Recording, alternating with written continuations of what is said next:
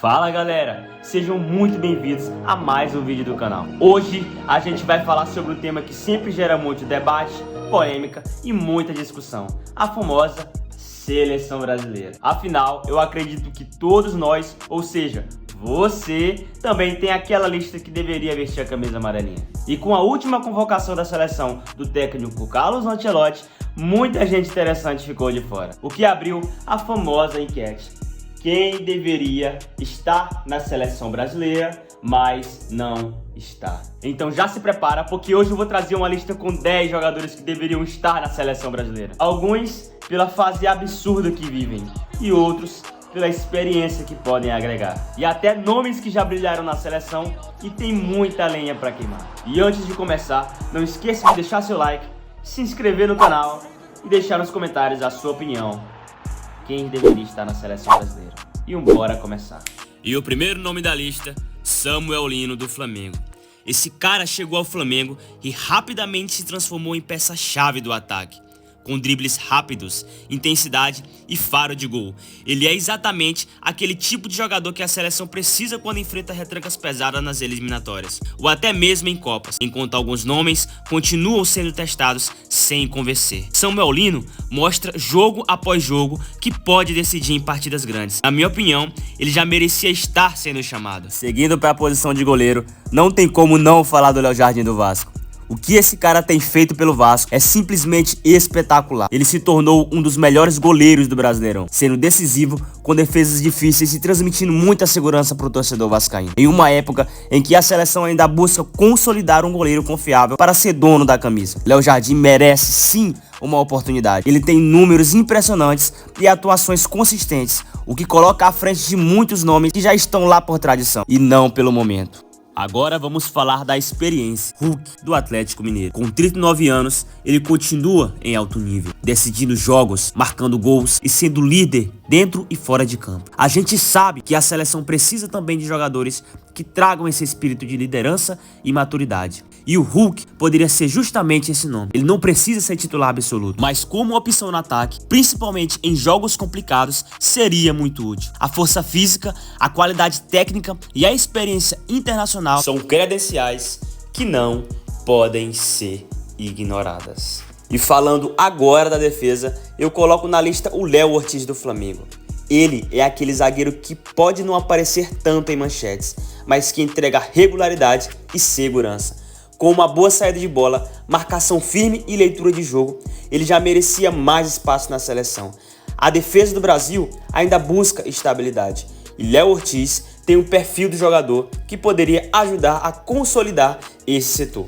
E indo para a Europa, o nome que não pode faltar é o Igor Paixão do Feyenoord. Esse moleque tá brilhando no futebol holandês, sendo decisivo em partidas grandes e chamando a atenção não só da torcida, mas também da imprensa internacional. Ele é rápido, habilidoso e tem uma finalização muito boa. O estilo de jogo dele poderia se encaixar perfeitamente na seleção, oferecendo uma opção de ataque diferente, mais vertical e ousada. É exatamente o tipo de jogador que pode mudar o rumo de uma partida em poucos minutos. Agora vamos para Marcos Leonardo da Al-Hilal. Depois de se destacar no Santos e passar pelo Benfica, o centroavante de apenas 22 anos foi vendido ao Al-Hilal da Arábia Saudita por uma quantia impressionante de 40 milhões de euros. E depois então, ele vem brilhando. Se tornou protagonista no Mundial de Clubes, marcando gols decisivos, inclusive contra gigantes europeus. E hoje é uma das principais estrelas do time saudita.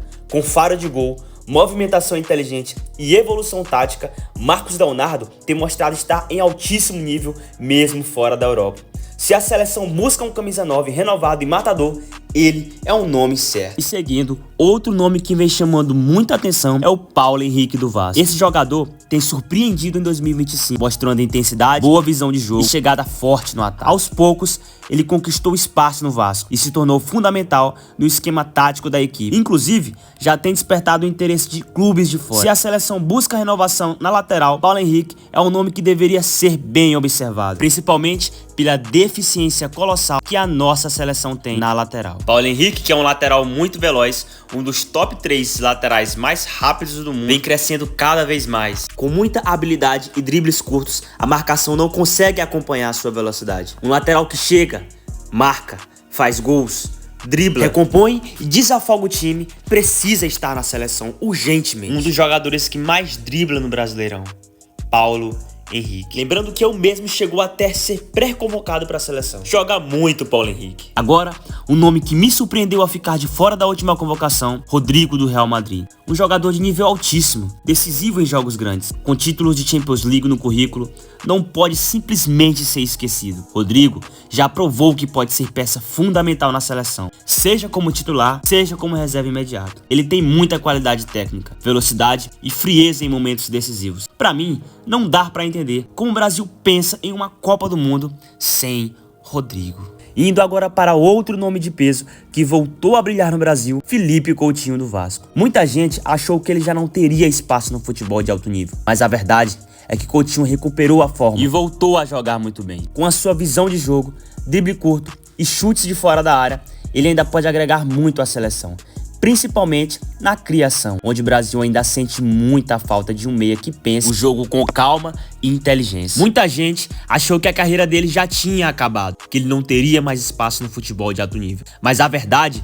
é que o Coutinho já deu a volta por cima, recuperou a forma física, ganhou sequência de jogos e voltou a mostrar aquele futebol que encantou o mundo quando jogava no Liverpool e na seleção. No Vasco, ele tem sido um dos líderes técnicos do time. A cada partida mostra a visão de jogo diferenciada, passes que quebram linhas e aquele chute de fora da área que sempre foi sua marca registrada. Além disso, traz experiência internacional, tendo vivido grandes momentos na Europa, o que pode ser fundamental em jogos decisivos pela seleção. Coutinho não precisa ser titular em todos os jogos, mas pode ser a peça que muda o cenário de uma partida travada, seja entrando no segundo tempo, seja começando como armador central. E claro que para fechar a lista, não poderia faltar ele, Neymar, agora no Santos. O craque voltou ao futebol brasileiro em 2025 e mesmo depois de tantas lesões, continua mostrando por que é o maior talento da sua geração. Tecnicamente, Neymar segue em um nível que poucos jogadores do mundo conseguem alcançar. Drible curto,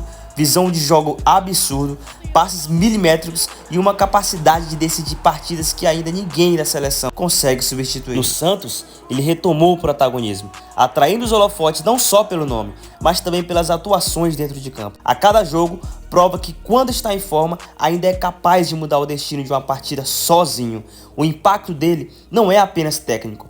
Neymar inspira, mexe com a torcida, com o adversário e com até os próprios companheiros da equipe. É verdade que o físico já não é o mesmo do auge, mas a seleção não pode se dar ao luxo de abrir mão de tanta qualidade. Em momentos decisivos, seja numa Copa América ou numa Copa do Mundo, Neymar é aquele jogador que pode transformar uma chance perdida em gol, um lance improvável em jogada genial.